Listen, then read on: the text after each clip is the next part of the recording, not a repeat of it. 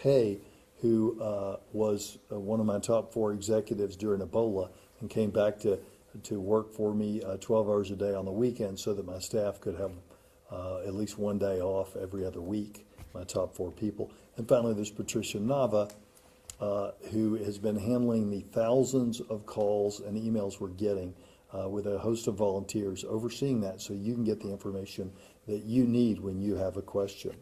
And so all of those people, I can't thank them enough for stopping what they were doing at their regular jobs and answering the call and coming to serve you here at Dallas County. The Commissioner's Court, well, let's talk about some before we get to the Commissioner's Court, let's talk about action that happened yesterday. Yesterday, we amended our orders so that, we filed a supplemental order rather, so that now the governor's recommendations on how restaurants, theaters, other reopened services conduct themselves are actually requirements here in Dallas County. And so that went into effect, and we have a high confidence that our businesses will follow that, and will those few that weren't already following it will quickly comply with that, so that their employees and the customers can be less at risk than if they don't follow the safety practices in the governor's Open Texas guidelines. I want to talk to you about voting. So the Commissioner's Court today, they passed a resolution regarding voting, and resolutions are non-binding, okay? But what the court said, and I think it's an important thing that they did today, what the court said is that we shouldn't force our voters to choose between protecting their health and exercising their right to vote. And so what the court did is they called on the governor, the attorney general, to join again what counties are leading on once again in COVID. What they're leading on, and you've seen it from the 5 big counties, both that did the safer at home at near the same time, and now that are saying voters should be allowed to have a choice between whether they want to go in person or whether they want to vote by mail. Now, what our voting law says right now in it is that when you have a physical condition that creates any likelihood that you could suffer injury in voting, you can vote by mail. And what lawyers have opined, and we can make those briefs available, is that not having any immunity to a dangerous disease that has claimed 70,000 of our countrymen in the last 2 months, and is circulating widely through our community, is a physical condition, and that it's not the mental fear of the condition that gives them the right to ask for an absentee ballot, but rather the likelihood of injury if people go into these congregate settings. After all, our president, our governor, and our Commissioner's Court here in Dallas have all agreed that large congregate settings are not safe, right? They're not safe at this time. If that were not the case, then we would have all the restaurants full, and we'd be going back to rock concerts and large gatherings. But we're not doing that right now, because whether you are following the science, as I'm asking people to do here, or whether you're doing something that's a little more risky, no one thus far is crazy enough to say that we should be going and being around hundreds of strangers. And so if that's the case, I think it's important then that we allow people the option of not being around hundreds of strangers and not repeating the Wisconsin matter where they stood in line for hours, cram-packed with strangers in order to be able to vote. And by the way, this is not a partisan issue. The majority of Republicans, Democrats, and independents want the choice to be able to vote by mail or to be able to vote in person.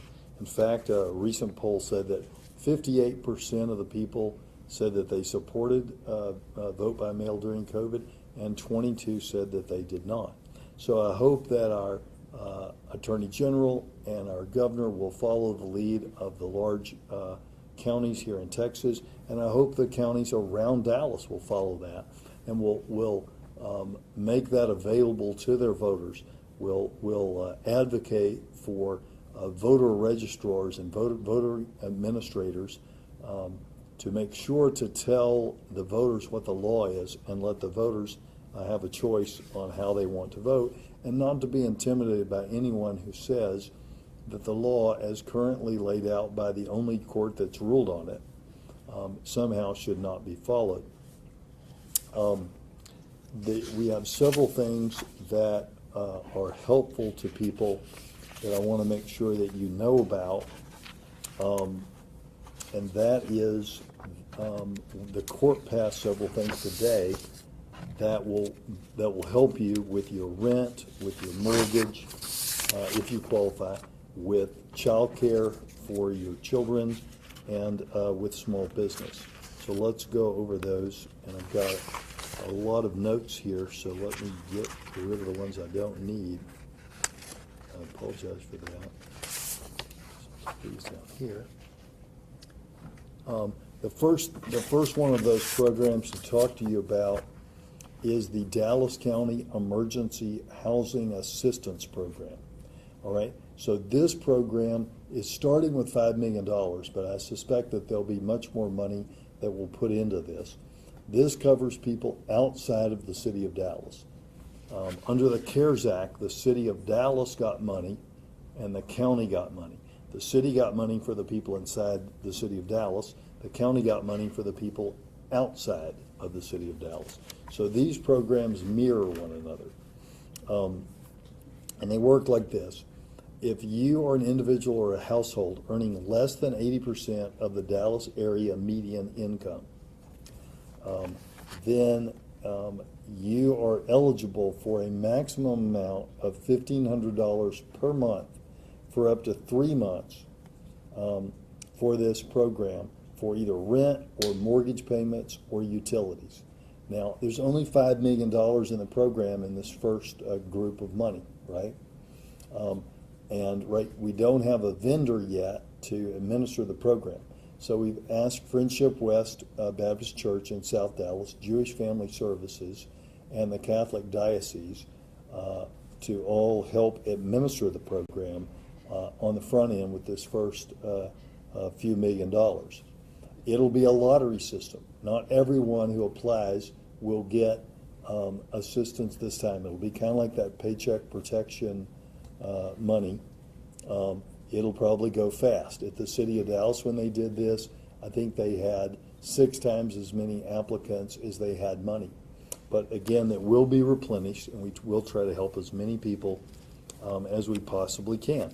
We'll be taking applications over the phone and the internet, and in the coming days, I'll be able to announce how you will do that. We just got the Commissioner's Court to pass that today, and so we have not opened enrollment for that, but that will happen very, very soon.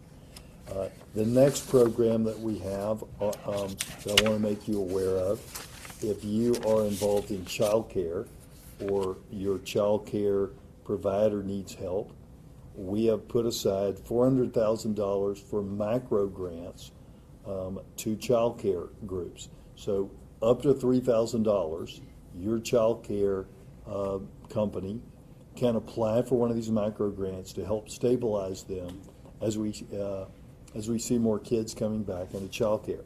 I am concerned about keeping your family, and we all are concerned about keeping your family safe, keeping your child safe in child care. And I know the people that run these businesses will do everything that they can to keep your child safe. And this is one of the ways that Workforce Solutions reached out and said we can shore up that group of people that are doing child care. So that also is new and is available to you. And we'll have more information on that. Last one that we have is emergency business assistance programs. Okay, so this is for small businesses with no more than 100 employees.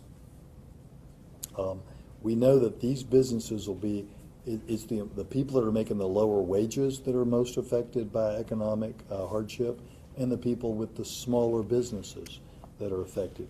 So these will be loans that will be forgivable. They're up to $15,000. That again will be on a lottery basis. This is only $5 million, this first section of funding, so there'll be more people that apply for it than will get it this first time, but we expect to put more money in there. And again, right now we don't have our permanent vendor. The city of Dallas and the county will work together to get the same person, same company, to administer these things, and then we can put more money in there, okay? But this first grouping is $5 million, up to $15,000 per business. Here's the rules for that. You can't have already gotten this Paycheck Protection Program money or other government business assistance. This is to help the people who haven't gotten that yet. And similar to Paycheck Protection, in order for it to be forgivable, it requires that you stay in business and keep paying your employees. You can't just put the money in your pocket and furlough your employees. I will have more information on that in the coming days as well. Let's see what else we have. Today, the Commissioner's Court beat back efforts to do away with the consumer protections that protect consumers who use pawn shops. Still here in Dallas, pawn shops are capped at 15% of interest on a loan, and they must keep your property for 120 days after the emergency declaration is declared, or I'm sorry, not declared, but is over, to give you a time to get your property back. There will be continued attempts to do away with that by the pawn shop and industry. Similarly, check cashing is still capped at 2% of the check, and I'm sure that those efforts will continue as well. Also stopped today was an effort to do away with safer at home, shelter in place here in Dallas. That order remains in place until May the 15th. Let's see, what else? Okay, I might have jumped the gun a little bit in Commissioner's Court on announcing our Walmart test sites. I'm told this afternoon that there's still an HHS approval to be had before we can officially say where those sites are. I said where they would be, so I guess you can go back and listen to that tape if the media wants to know where they're going to be. But those sites were chosen by us. First of all, they had to be a Walmart Supercenter, and then it had to. We had the Parkland Center for Clinical Innovation look at where those were most needed, and there was one most needed in a town that in South Dallas. There was one that was needed in our largest suburb, another that I mentioned in the call with the paper, so I guess I should say that again, Rowlett. And then another one, well, since subject to HHS approval, since I've mentioned all these things already, we're looking at Lancaster, Garland, Rowlett, Buckman Lake, and we already have one in Carrollton. But that is subject to HHS approval. Those sites will only be open 3 days a week, and they'll be limited to about 50 tests per site. So I guess you could drive up, but you're wise to go to a web link that Walmart will have. I believe it is, do I need a COVID test? Or is it COVID test, COVID-19 test? Do I need a COVID-19 test.com? And then you'll be able to see if you qualify, and they'll give you a time to come get your test at one of those locations. Okay. A couple of other things. Today is North Texas Giving Day, and it's a great time to give to the Dallas County COVID Response Fund. As I mentioned Miguel Solis earlier, who was kind of the driving force of getting that started. We now have $750,000 in there. That money goes towards helping our first responders and helping in this response and helping our healthcare workers in our testing efforts. I will be giving, I and my family will be giving a donation today to the COVID Response Fund, and I encourage anyone else who would consider that to give to that fund as well. There's plenty of other great charities that are out there doing fantastic work in this unprecedented time for our community. And so whether you give to the COVID Response Fund or one of these hundreds of other great charities at North Texas Giving Day, I encourage you, if you're able to, I know a lot of people are not able to at this terrible economic time, but if you're able to, please give, and please give generously. So the governor spoke about some new orders today. Our understanding was that we would watch these things for 2 weeks, and then we would look at the next things around May 18th. But what we heard today is that he's already decided what these new things are. We have not seen the order yet, and what I'll do is when I get that order, I will give it to the Public Health Committee. The Public Health Committee is made up of people chosen essentially by their positions in healthcare. So it includes the Chief of Infectious Disease at Baylor Hospital System, the Chief of Infectious Disease at UT Southwestern, the Head of Epidemiology at UT Southwestern, of course Dr. Huang, the county's Public Health Authority, Fred Cerise, the CEO of the county's public hospital, Parkland. I'll leave off name of Dr. Mark Casanova, the president of the Dallas County Medical Society, as well as other healthcare experts like Steve Love, the executive director of the DFW Hospital Council. And what I'll ask them to do is look at that and those openings and those things, whether it be haircuts or what have you. And I guess, as you can tell, I need one.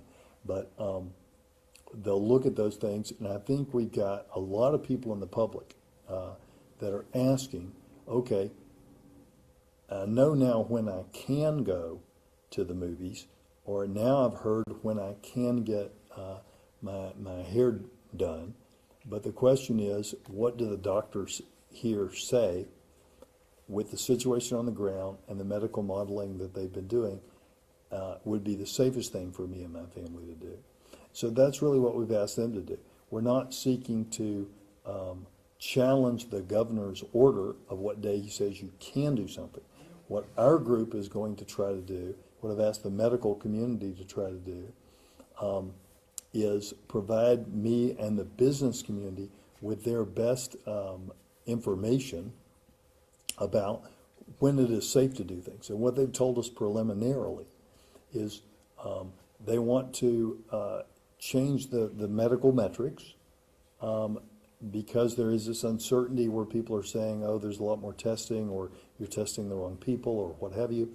They want to change that to things that are harder to dispute, okay? And these things would include, and I guess Phil will probably talk about this more, but these things would include ER visits for COVID, hospitalizations for COVID, ICU admissions for COVID, deaths where people test positive for COVID.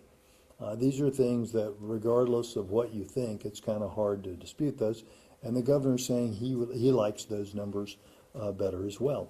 And so they'll look at those. We'll still get you all the numbers we're getting you now, right? We'll get you the number of positive cases, everything you're getting now.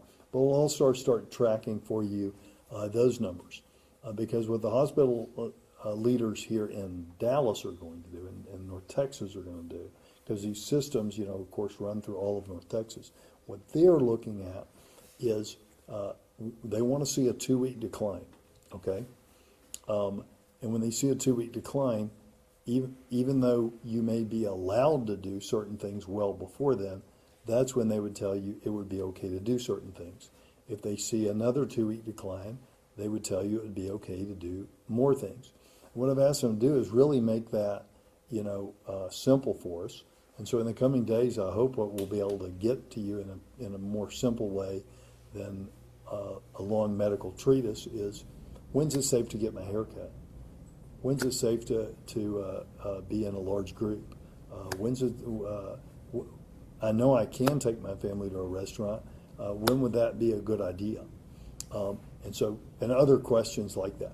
So we're going to try to get you that information. They'll get it.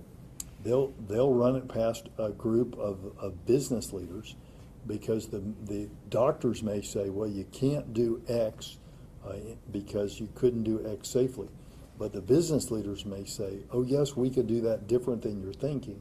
We could put up plexiglass. We could do something. And so after the health folks look at it and the business folks look at it and they agree on the basic premise, we'll get that information out to you. It's not going to be required that you follow it, but I know there are a lot of people who want to know, when do the people that are most knowledgeable say it's safe for me to do something? Okay, the person that is most knowledgeable is not me. It's not Governor Abbott. It's not any elected official. And this is no knock on elected officials. But the persons that are most knowledgeable are the medical specialists who've trained their whole adult life for this moment, right? Just as you would not go see your general practice doctor if you had cancer, nor would you see your cancer doctor to deliver your baby. We need to listen to those specialists, and we need to take our advice from those specialists that are most knowledgeable in what is going on now. And again, those are the CDC, and by the way, the CDC is made up of epidemiologists, infectious disease specialists, and public health, masters in public health. And so the people that we're listening to locally, although I have all the respect in the world for many other medical specialties, but the people that we're listening to locally about an infectious disease epidemic that is affecting public health are masters in public health, chiefs of infectious disease, and chiefs of epidemiology. Makes sense, right? Our illness is an infectious disease epidemic that's affecting public health. So the experts we should listen to are the public health, epidemiology, infectious disease experts. So we'll get you information from them that will help you make your best choices. There's probably information that I'm leaving out because it has been such an incredibly busy day for all of us. Let's see. Phil, are you covering the new medical metrics? Or am I supposed to cover that? I don't know. I mean, however. Well, I've got it here, but I'm not a doctor, so you going to do that one? Sure, I can. Okay, great. All right, thank you.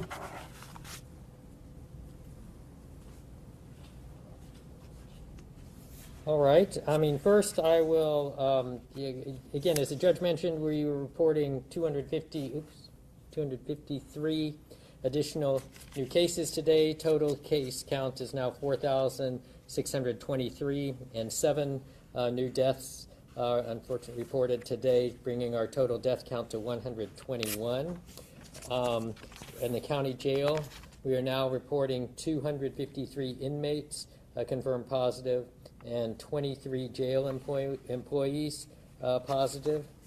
At the state TDCJ jail facilities, the TDCJ Medical Action Center is reporting 22 COVID-19 positive tests among inmates and 17 in employees at the Hutchinson State Jail.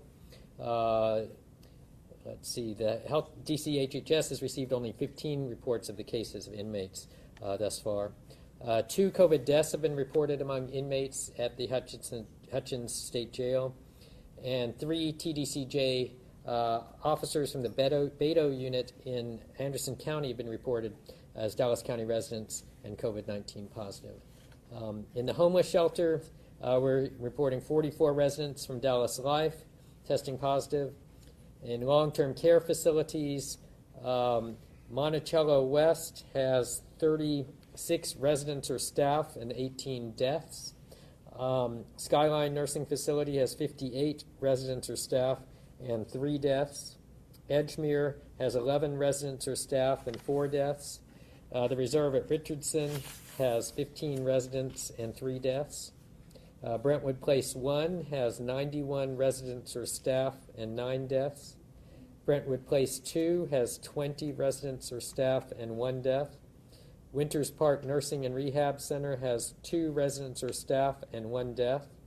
Duncanville Health and Rehab has 30 residents or staff and 0 deaths.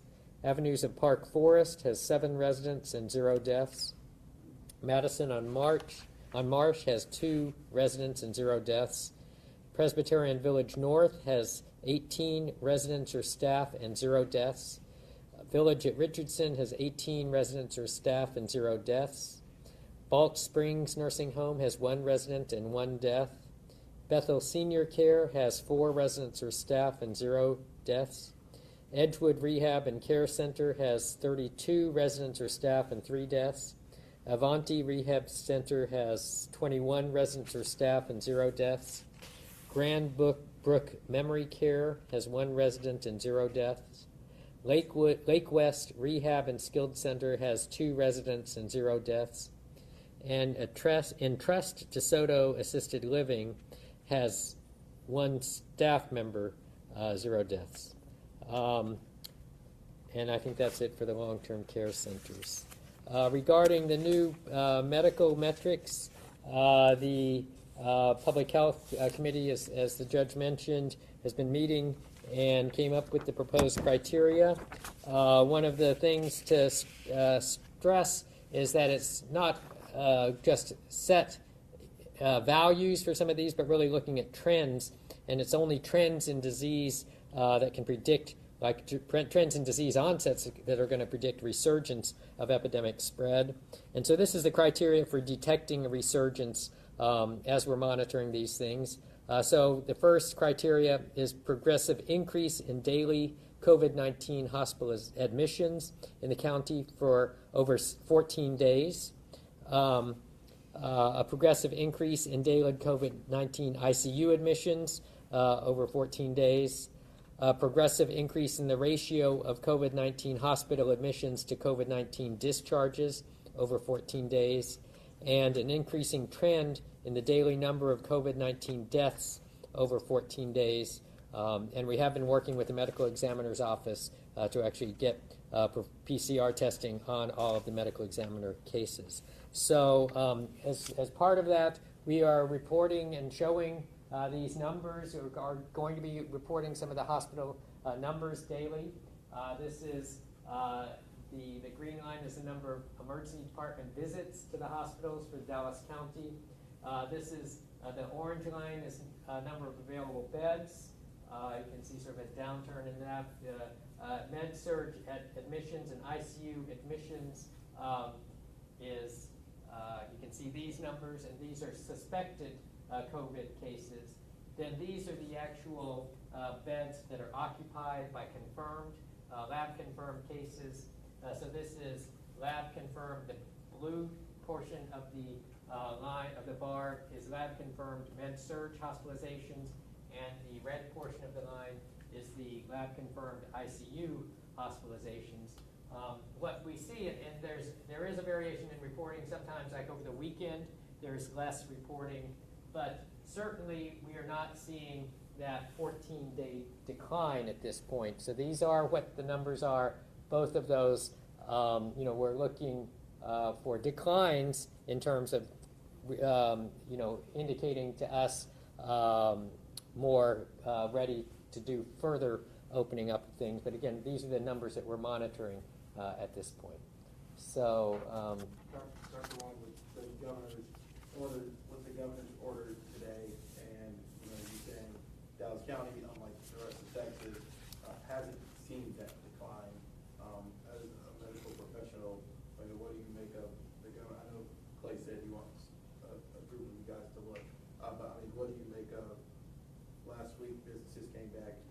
Now this Friday, more businesses will come back at a time where you guys are seeing an increase, not decline. Well, and as the judge has been saying, just because you can do it doesn't mean that you should. And so in terms of people's decision-making and what they want to do, that's what our group is looking at. What are the recommendations based on the data that we're seeing locally, the trends, and so these are the data to make the decisions from. What we're seeing, and again, this is just what the numbers are coming back. If anything, another thing, we did have a meeting today with all the modelers that are working throughout the county, the hospital systems, the University of Texas Southwestern, PCCI, other researchers at academic institutions, all looking at the various models that they're trying to use to look at this. I think there was, again, consensus. What we've been talking about previously was that it's now end of April, beginning of May, where what we're really seeing is plateauing. The peaking being around this time was dependent on continued shelter in place, stay home, stay safe. We were also looking and had a presentation on some of the mobility studies that are out there, looking at some of the Facebook data and other data. It's showing that people are moving around more. There's more mobile activity going on. But what the modelers are saying, we are probably plateauing or increasing somewhat, but we're certainly still, we're monitoring it very closely. So. And why the new medical metrics? Is that just to mirror what the governor is doing, or why the new medical metrics? The new metrics? Well, this was actually being developed in the last couple weeks, really, and looking at, again, wanting to make sure that the metrics aren't dependent on just, testing, and because if you do more testing, we've said, you're going to get more positives if you test more, but really looking at what are the indicators, and really from a proactive stance, what are the indicators so that when these indicators are going in the direction that they should, that's when the recommendation from this group is to say, yes, it's now safe to open things up, but then be monitoring these also, and very carefully monitoring it as things open, because I think everyone and the group is working with the business group and all of them to make recommendations on what the science is showing. Is hospital data a better indicator than just going off of cases alone? Well, that's the thing. People who require hospitalization, who require ICU, that's not just dependent on testing. If they get sick and ill to that level, then that's something that really would happen whether they got tested or not. And so it's less dependent on that testing. Same with the deaths are something that's not just an indicator that as the numbers go up just because you're doing increased testing. But that's part of all the pictures, and that's what we said. We're looking at all these indicators. You sort of triangulate and see how if they're going in the same direction. That's why we're looking at different models. Are all the models that are doing it in different methods, are they all showing similar things? And if not, trying to understand why the indicators might be indicating different things. So going back to the question on Abbott, do you think that it would give us a second wave if we're reopening soon, Doctor? Again, this is what we're trying to monitor and see what are the effects of these and making the recommendations. Just because you can doesn't mean that that's what people should do, and not everyone is going to do these things. So, again, we need to monitor what the impacts are and what the numbers are for these indicators.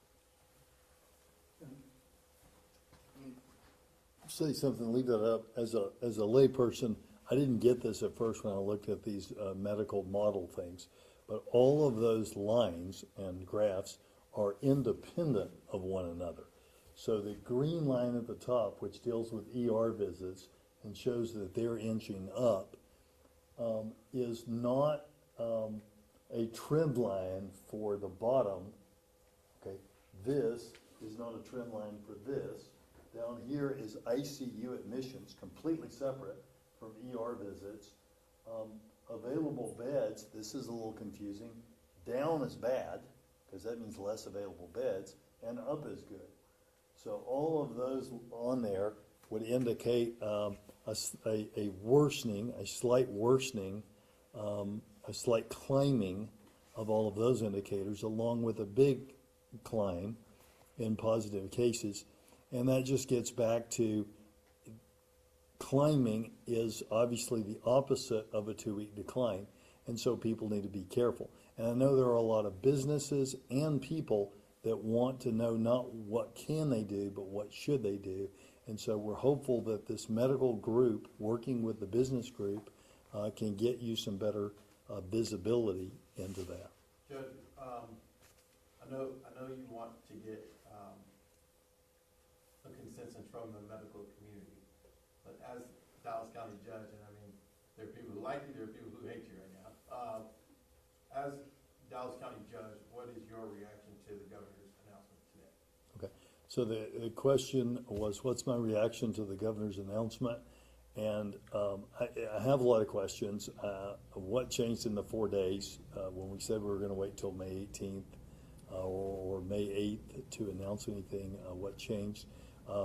And that's a question. But the main thing is, I want the medical community to look at these, because as I said early on, I made my piece early on that I'm not an expert on epidemiology, infectious disease, or public health, and I need to listen to the experts. My gut reaction when I listen to the CDC and everything the experts have said already, because the experts here locally were pretty pessimistic about the success of opening movies and restaurants in the face of an increase, is opening still more things and having still more activity and contact, and particularly when we're opening things that you can't do in 6 feet away, like haircuts and beauticians and nail salons and whatnot, then that concerns me. But again, I'll listen to the experts and I'll have the medical community advise on that. And probably just one of the last things was two-part. Dr. Long might have to ask. I asked yesterday, but I know every day Mayor Johnson is posting the 25 hospitals in the city of Dallas. Are you guys seeing increase? Because those numbers seem to be maybe increasing by 1% every other day. Are you guys seeing increases at hospitals that aren't in the city of Dallas? Is that adding to these numbers? I mean, the question was about City of Dallas numbers versus county, and these numbers are for the whole county. And you can definitely see the numbers, and this is from yesterday, so the last numbers were from yesterday, but the numbers both for ICU and med-surg beds, went up to almost as high as we've ever had since this started, if you look at that. So, I mean, I don't, again, I'm not sure. Some of that is reporting, again, over the weekend where you see that jump, but this is the numbers that we have for the county in terms of, so it is countywide. So there are also, yeah. Is the hospital in Irving reporting high numbers, or the hospital in Garland, or? These are the aggregate, and one of the things, part of, releasing these numbers, we can only do it in aggregate because we're not able to do individual hospital facilities. But together, that's what the numbers are. So that includes the whole county, which would be broader than what the city has. So again, these numbers do represent beyond just the city numbers. I got a question. What is the protocol for families who have inmates in jail that are positive for COVID? Protocol for the families of those inmates? The families? Yeah, the families of the inmates that have tested positive. Are you asking about visiting? Yeah, or just overall, like what should those families do when they visit, or can they visit? So we were fortunate a couple of months ago to pass the lowest video visitation and phone visitation rates in the country. But actually, if someone's COVID positive, we're giving free visitation.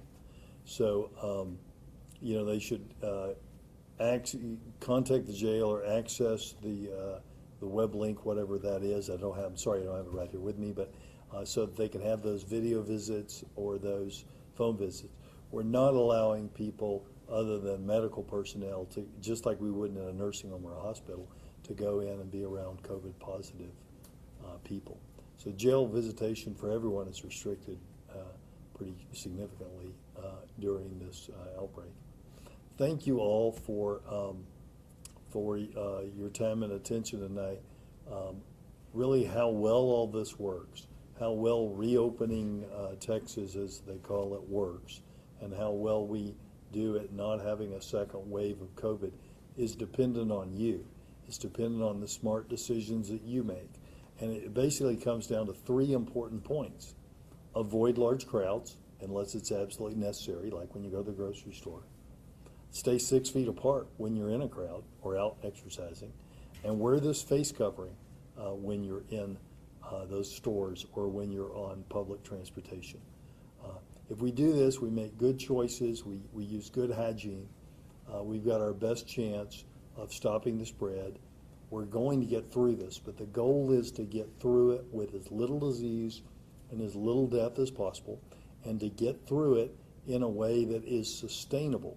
So instead of it going like this, and then we have to start over some shelter in place lockdown so we can get it back down again. What we wanted to do is go like this. Even if it bumps up a little bit, we like that, like a stock market line, we want it to trend a certain way. And the way we want it to trend is the opposite of what you want to see in the stock market. We want to see it trend down. We want to see disease trend down. And unfortunately right now, it's trending up. And so it's up to all of you to make your best choices so that we can get this in the place that it needs to be. We can't listen to what we can do. We have to think about what we should do. And it's tempting when you're hearing something like, I can get a haircut next week, to think, well, if I can get a haircut next week, that means it's really loosened up and I can go hang out with my buddies. I can do all these things that I've been missing that I want to do. But my advice to you would be, listen to these doctors that have trained their adult life to advise you. Listen to what they tell you is safe. They're the ones on the ground here in Dallas. They're the ones that are the best able to get us through this. So thank y'all, and God bless you, and good night.